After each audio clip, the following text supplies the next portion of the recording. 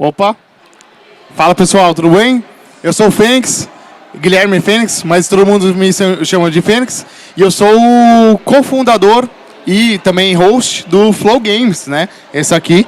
E hoje eu vim aqui, a convite da Campus Party, para falar sobre podcasts no Brasil, como que eles mudaram a comunicação no país e como que eles são importantes hoje, né? Num contexto geral, para informação e comunicação no país. Vamos lá, vou passar o slide aqui. Começando falando sobre um pouco sobre podcast no geral, né? Que esses aí são os primeiros, até onde eu sei, do Brasil, né? O Nerdcast começou em 2006, eu acompanho muito, adoro o Nerdcast. Rapadura Cast também é muito bom. Matando Robôs Gigantes, que é um parceiraço do Nerdcast também, muito bons. Eles começaram lá nos primórdios, né? Como um tipo de conteúdo muito diferente que já era feito lá nos Estados Unidos e tal, que é só um formato de áudio, uma conversa de áudio, uma brincadeira de áudio, muito diferente do que a galera estava acostumada na época. Inclusive, em 2006, o YouTube tinha 1 ano só, e não era nem da Google ainda, o Google não tinha comprado o YouTube. Então era realmente o início dos conteúdos em internet. E eles revolucionaram muito nesse meio porque eles criaram esse conteúdo mesmo no Brasil e depois deles vieram milhares de podcasts que a gente ouve em várias plataformas como Spotify, tem também o Google Podcasts, Apple Podcasts, enfim, né? E aí depois vieram os videocasts, mesacasts, né? A galera chama de várias coisas que são o Flow, Podpah, Vênus, são vários podcasts que vieram no Brasil depois do Flow, né? O Flow foi um dos principais iniciadores desse tipo de conteúdo no Brasil mesmo, que veio também dos Estados Unidos, né? O Igor e na época também o Monark, eles fizeram inspirado no Joe Rogan, que é um criador de conteúdo americano que fazia esse estilo de conteúdo de mesacast, que envolve uma conversa, uma mesa, geralmente. Não é uma entrevista, é um bate-papo com um convidado e também é em vídeo, além de podcast, né? Então você pode ouvir todos esses só áudio, tem no Spotify e tudo, mas ele criou essa nova identidade que é visual. Você assiste o vídeo e tal. E, inclusive, o Spotify recentemente incluiu a possibilidade de você ouvir o podcast com um vídeo. Você assiste o vídeo no Spotify até. Então, mostrando como os videocasts, mesacasts, eles pegaram essa fórmula de podcast e revolucionaram de novo ele para um novo formato e mudaram de novo essa indústria, né? E na verdade, o podcast estourou mesmo com esses podcasts aqui. Ele começou a ter programas muito maiores, com convidados muito grandes, e aí a gente vem para o próximo ponto, que são... Opa, passei que são os programas marcantes. E aí eu peguei uns programas aqui do Flow que mostram o tópico dessa palestra aqui, que é como que os podcasts revolucionaram o meio de comunicação no Brasil. O Flow recebeu o Bolsonaro, que era um presidente em atuação, ele era presidente do Brasil quando ele foi, recebeu também o Lula, que estava candidato com o presidente antes de ser presidente, né? Hoje ele é presidente da República. Recebeu o Ronaldo, um dos maiores jogadores da história do país de futebol, recebeu o Haddad, recebeu o João Dória, recebeu o Covas, recebeu vários políticos e várias personalidades do meio, né? Danilo Gentili, várias personalidades famosas foram no Flow e criaram um meio de comunicação com essas pessoas que não existia antes. Antes do Bolsonaro ir no Flow, você não tinha como ter um papo tão diferente de 4 horas e meia com o presidente do Brasil em outra plataforma. Você não tinha essa possibilidade. E a mesma coisa com o Ronaldo, por exemplo. Você não via o Ronaldo, jogador de futebol, batendo papo por 2 horas e meia com os caras numa mesa. Então é um meio de comunicação novo que foi criado graças a esses podcasts e que ajuda muito as pessoas saberem mais da personalidade dos convidados que vão lá. Então, por exemplo, eu, pessoalmente, gostei muito do podcast com o Ronaldo, porque eu era muito fã dele, ele jogou no Corinthians, sou corintiano, só que eu nunca tinha ouvido ele falar há muito tempo. E aí, nesse podcast, foi muito legal. ouvir ele falar e conhecer mais sobre ele, ver como ele se sai num papo tipo, que não tem roteiro, não tem nada programado, ele só se vira no papo, uma conversa mesmo, e aí você vê a real identidade da pessoa, né? E aí a gente vem para o último passo, que é o Flow Games. Aí entra a minha parte.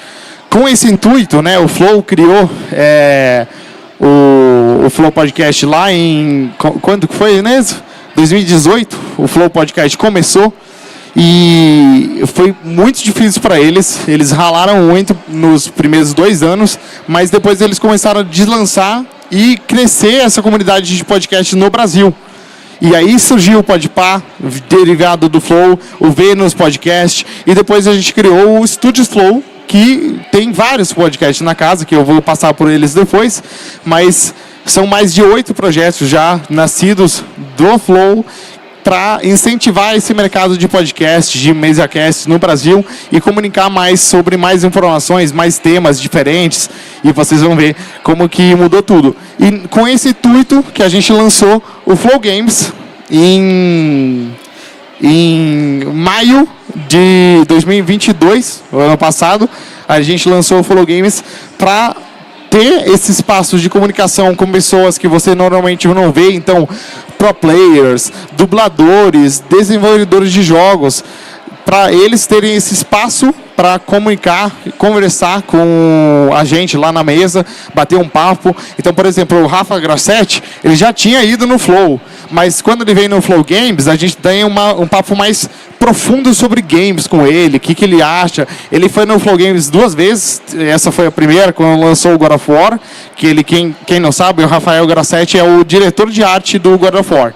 Então ele é um cara que tem um cargo muito alto, trabalha lá em Santa Mônica, nos Estados Unidos. E ele recentemente saiu da Santa Mônica e foi para a Netflix, para lançar um novo jogo da Netflix. E ele voltou no Flow Games, lá em Los Angeles, que a gente foi agora, e ele contou um monte de coisa sobre a carreira dele na PlayStation. Ele até contou uns furos lá que depois viraram notícias. Então é muito legal a gente ter esse espaço de 2h30 de conversa com o cara, que ele tem muita informação para dar, ele tem muito conhecimento único da área dele, que ele empreendeu em todos esses anos trabalhando, que ele consegue divulgar lá no programa, e a gente, na conversa, vai extraindo isso dele, diferente de uma entrevista que dura menos e é mais difícil de extrair tanto. A mesma coisa com dubladores. É muito legal dar esse espaço para ouvir os dubladores falarem. O Ricardo Juarez, inclusive, foi o Johnny Bravo, né? Para quem assistiu. E ele é o Kratos no God of War. Então é muito legal dar esse espaço para ele ouvir, ele falar como que foi essa experiência para ele de dublar um jogo.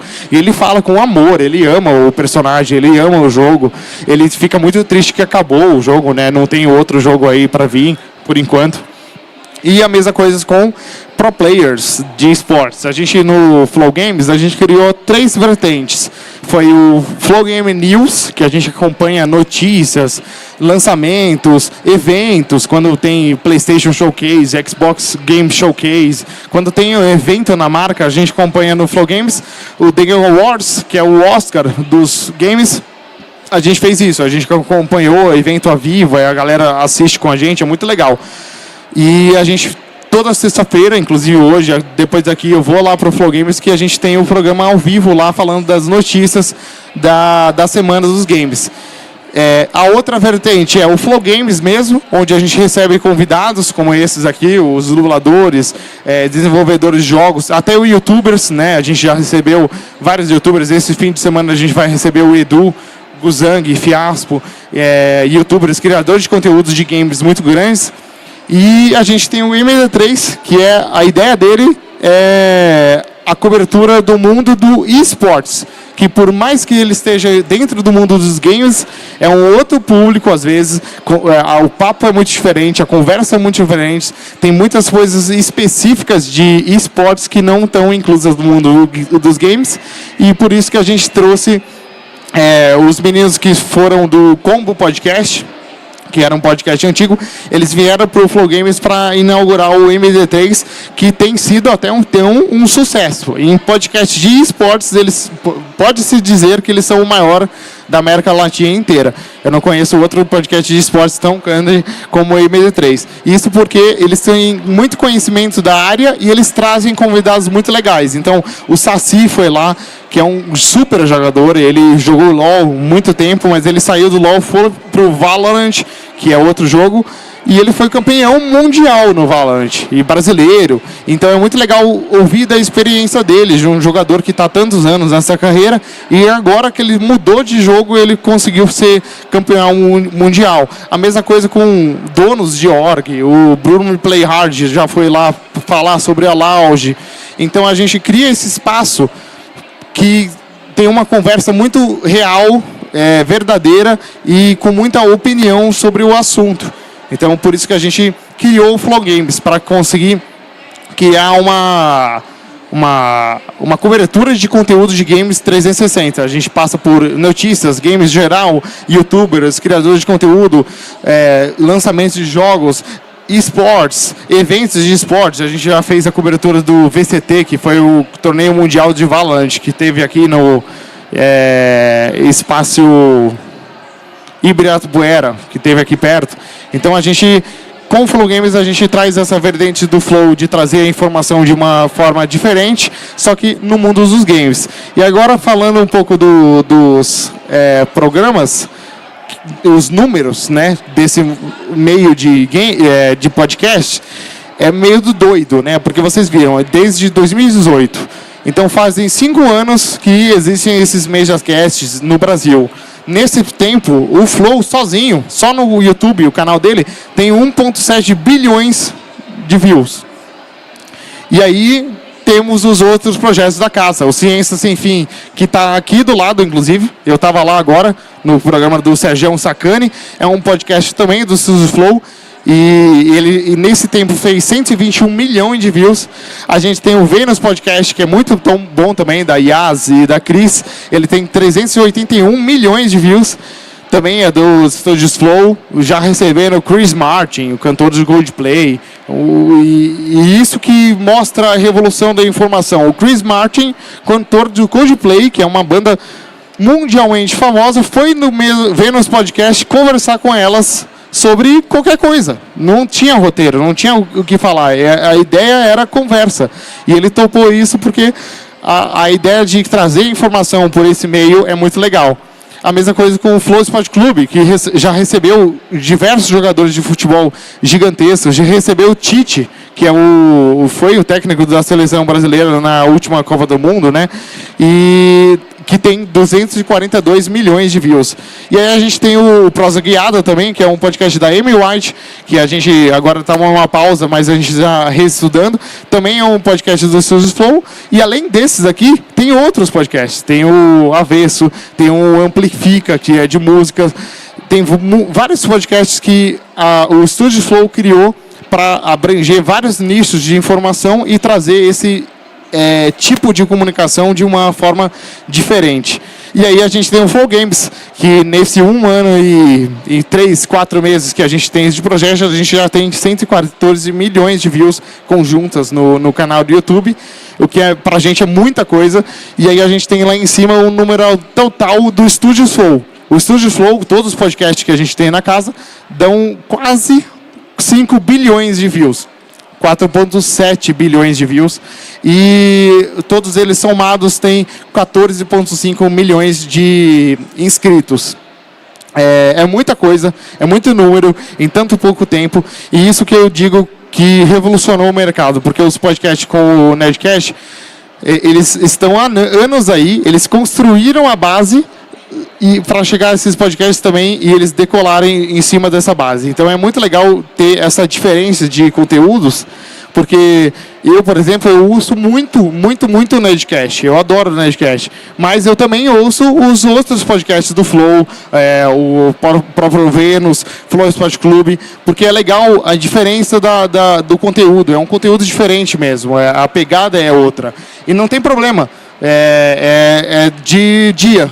Tem dia que eu quero mais ouvir o Nerdcast, tem dia que eu quero ouvir mais o Flow, e vai indo. É legal ter essa diversidade de conteúdo também no meio para trazer informação de formas diferentes. E basicamente é isso.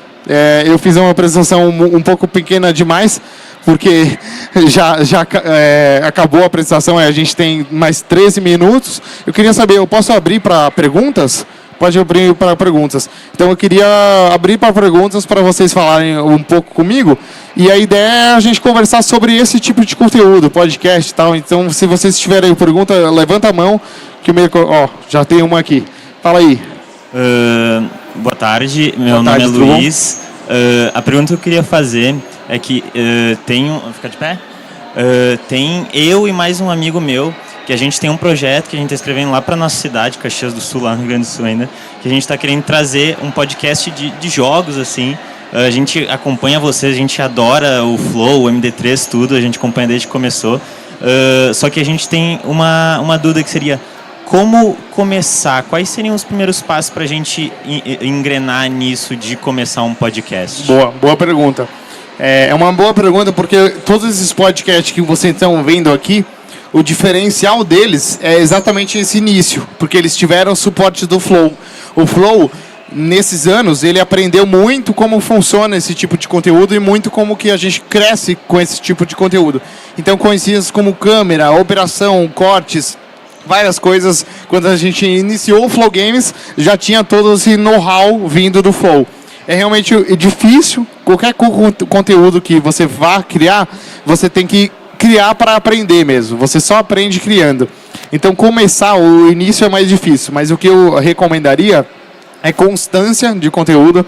Então, cria uma agenda e sempre segue ela, não falha na constância e não para, porque o algoritmo do YouTube, por exemplo, ele tem isso. Se você para, você cai o seu conteúdo. Então, não pode parar e, ao mesmo tempo, sempre trazer conteúdos novos, divertidos, que você goste de fazer, porque a gente fala muito disso. Se você não gostar, o público que te assiste vai perceber e aí eles não vão assistir. Então, é importante, pode parecer meio piegas, que você goste do que você faz, mas em conteúdo é importante, porque senão isso transparece e o público não vai querer ver. Então, fica essas duas dicas aí. Olá, tudo bem? Oi, tudo bom? Eu sou Terezinha, sou astrônoma amadora lá de Rio Paranaíba, Minas Gerais. E o que a gente faz, o conteúdo, é um conteúdo presencial, que a gente coloca os telescópios na rua e mostra toda a astronomia amadora, a astronomia raiz para as pessoas. Somos um projeto de 20 mulheres com os telescópios e mais outro projeto que se chama Garotos e Garotas de Estrelas. Estou me convidando para você me convidar para poder fazer um flow com você. O que você acha? Muito bom. Não, eu adorei. Inclusive, vocês já falaram com o pessoal do Ciência Sem Fim, porque combina muito com o Sergião Sacana. Eu acho muito legal essa ideia. Parabéns pelo projeto, fico muito feliz. Eu gostei do termo raiz, porque é realmente isso, ir na rua e fazer, muito legal. Como que chama de novo? Mulheres de Estrelas. Vou acompanhar lá, eu vou mandar uma mensagem lá. Muito obrigado, viu? Tem mais alguma pergunta aí, pessoal? Oi, meu nome é Arthur. Cara, podcast, no geral, o MesaCast, são conteúdos bem extensos, né? Você tem programas de 2, 3, alguns até passando de 4 horas. E hoje em dia a gente teve bastante ascensão dessas redes sociais de mídias e vídeos curtos, né?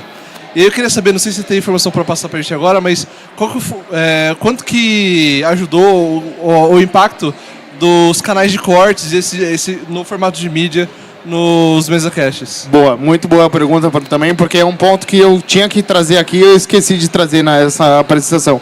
Muito importante, todos esses podcasts aqui, esse número de views é contando o número de views dos canais de cortes. E os canais de cortes de todos eles tendem a ter mais views que o canal original, porque a gente vê mais pessoas assistindo cortes do que o conteúdo extenso, inteiro. Isso é normal, porque um programa de 2h30 tem 10 cortes, você vai pegar 10 vezes a view de um cara e no canal normal é uma vez só a view dele que ele pegou o vídeo inteiro. Mas é muito interessante essa ideia que o Flow teve de criar os cortes, porque é uma forma de você dividir o podcast em pílulas e passar essa pílula para o consumidor, para ele ver partes do podcast, e dessa forma você consegue entregar tanto conteúdo longo conteúdo curto, e agora com as novas mídias sociais, TikTok, o YouTube com Shorts, a gente começa a fazer no formato vertical também. É muito importante isso, inclusive, tentar diversificar o conteúdo em todas as plataformas. A gente no Flow Games tem isso, a gente tem cortes no canal de cortes, a gente tem cortes no TikTok, a gente tem cortes no YouTube Shorts, a gente solta cortes no Twitter também, às vezes no Instagram também. Então, não só no YouTube a gente reaproveita o conteúdo, porque às vezes ele é tão bom que a gente consegue cortar ele, picotar e reaproveitar ele. Mais alguma pergunta? Aqui, ó. Na frente. Quem? Levanta a mão para ela ver. Aí, ó. Pronto. Gostaria de saber qual é o público que assiste podcast. Qual é a idade, qual o perfil, que tipo de interesse, qual a análise que vocês têm. Entendi. O público de cada podcast desses aqui é um público diferente. A gente no Flow Games, por exemplo, a gente tem um público mais jovem, que é o público que gosta de games e tal, mas por incrível que pareça, no Flow Games a gente tem 30% do público que é mais de 24 anos. Então a gente tem uma fatia grande até de público mais velho também. O Flow é um público mais velho no geral. Ele sempre tem um público mais velho, tem também uma grande parcela de público.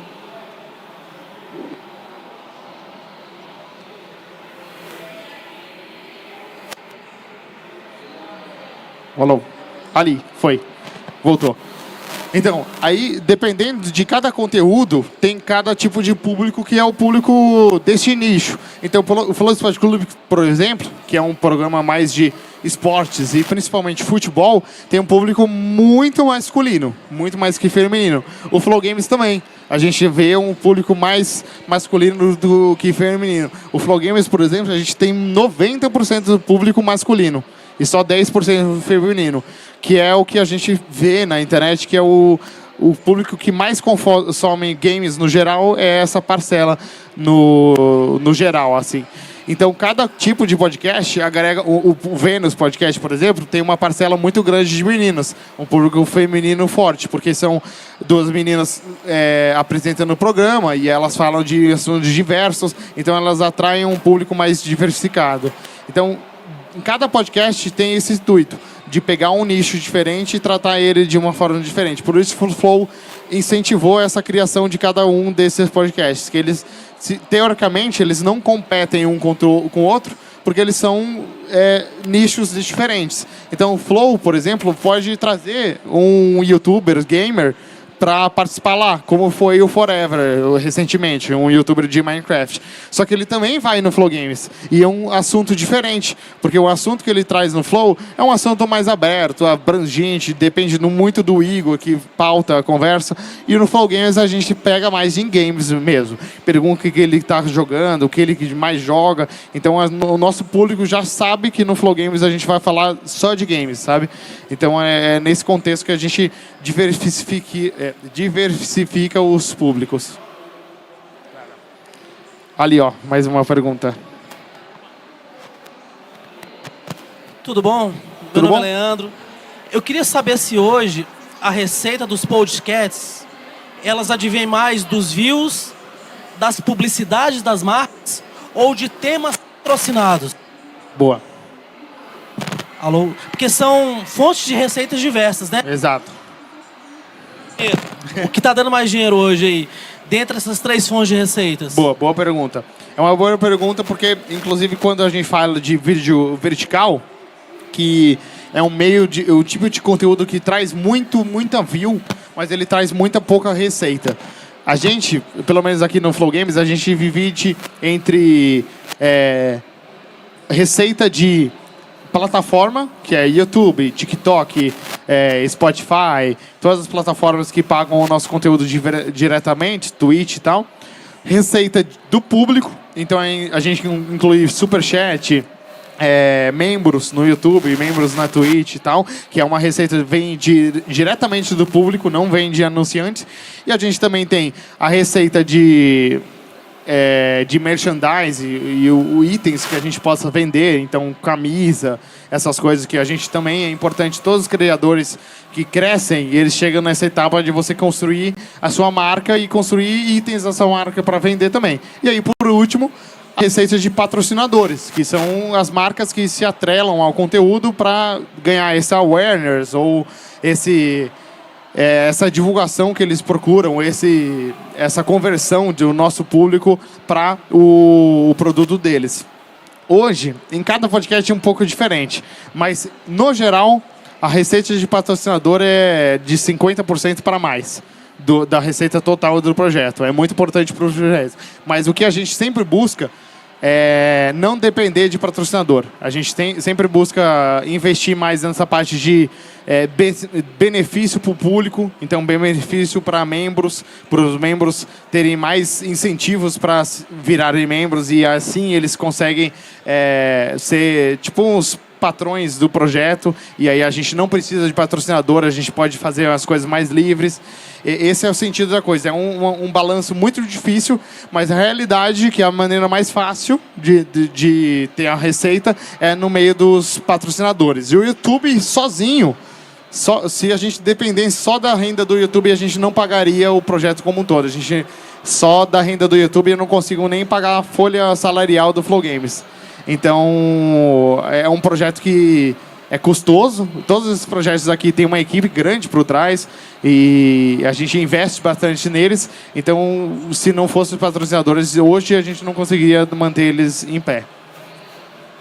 Mais uma pergunta? A gente tem 2 minutos. Mais um tempinho para a pergunta. Oi, ali, ó. Aqui, à sua direita. Ah, aqui, ó. Desculpa. Oi, Guilherme, primeiro, obrigada pelo seu tempo e sua disponibilidade de estar aqui. A minha pergunta vai ser um pouquinho mais direta, já que tem pouco tempo. Recentemente, o Igor apareceu numa entrevista falando que ele não... Mais alto? Ah, para eu levantar. Ai, sério? Recentemente, o Igor apareceu numa entrevista e ele estava comentando que ele não aceita pessoas que se oferecem para pagar, para estar ali. Assim como também ele não aceita que patrocinadores cheguem até o podcast e digam quem pode ou quem não pode sentar ali. Ele citou algumas figuras polêmicas com as quais ele teve problema. O Flow hoje ele é um podcast muito grande, então é interessante para as pessoas estarem ali. Mas um podcast que está iniciando, como que ele capta pessoas que não tem... Quando um podcast está iniciando, ele não tem tanta visibilidade, né? Então, que dica você daria para uma pessoa que está iniciando nessa área? É uma boa pergunta e muito difícil, porque como que você atrai pessoas como convidados para o meio? Depende do nicho que você estiver. Por exemplo, um exemplo na minha cabeça. Se você estiver no meio de games e você iniciar um podcast de meninas gamers que jogam e tal, você consegue ter um espaço diferente, um papo diferente para atrair youtubers, meninas que jogam. E às vezes você fazendo um convite, ela topa vir.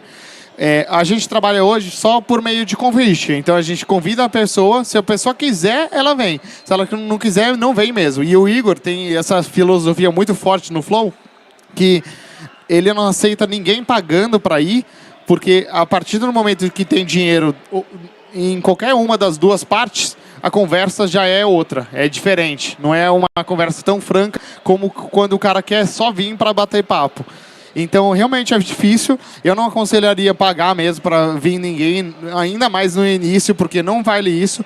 E o que eu aprendi muito com Flow Games é investir em conteúdo próprio, para não depender de convidados.